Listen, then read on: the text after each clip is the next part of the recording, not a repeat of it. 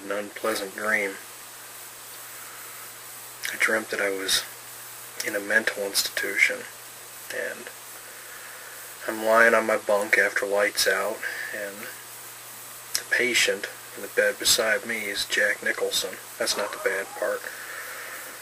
Jack, he's going on about how good Sandy Koufax pitched in the World Series opener, and just as I'm about to ask him what it was like to work with Boris Karloff, I suddenly feel this intense throbbing pain in my left foot.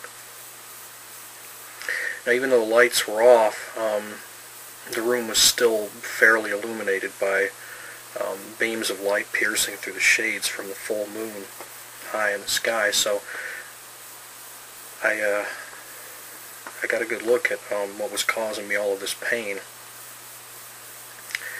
It was a black widow spider, except it wasn't the size of a black widow spider. It was a black widow spider, but it was the size of a Goliath bird-eater spider. Oh God, I could see its abdomen. Its abdomen looked like a shiny 8-ball in the moonlight, instead of a number 8 in a white circle. There was a red hourglass there. Anyways, this giant black widow spider was hammering a railroad spike into my left foot. It was the most incredible sight. I wish I was talented enough to animate it for you all. It was holding this little tiny hammer with its 2 front legs. And it was just, the railroad spike was already a couple of inches into my bloody heel, and it was just pounding away. And I'm sitting there for a few moments in the dark. I'm just watching this thing, watching her work, listening to her pound away with her little tool, tink, tink, tink.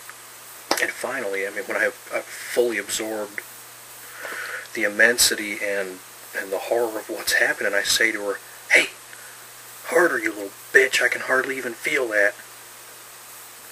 And then the black widow spider stops pounding away for just a moment, looks up at me and says in my grandma's voice, "I'm hammering you to this bed so you can't move, and you have to sit here and make thousands of YouTube videos until you're the most subscribed on YouTube."